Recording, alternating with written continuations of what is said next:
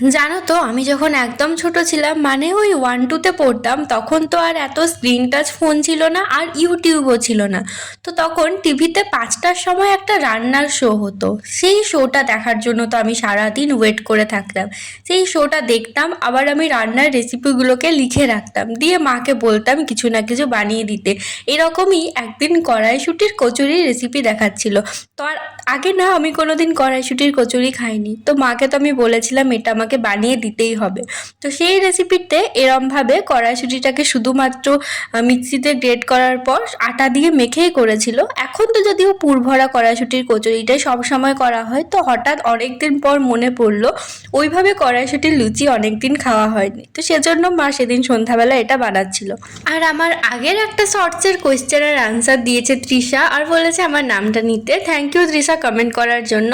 তো আজকের কোয়েশ্চেন হচ্ছে, বলো তো আলু ছাড়া আর কোন সবজি আছে যেটাতে কোনো বীজ থাকে না? ছটপট আনসারটা কমেন্টে জানিও। যারা যারা কড়াইশুঁটির কচুরি খেতে ভালোবাসো, কমেন্টে গ্রিন হার্ট দিও।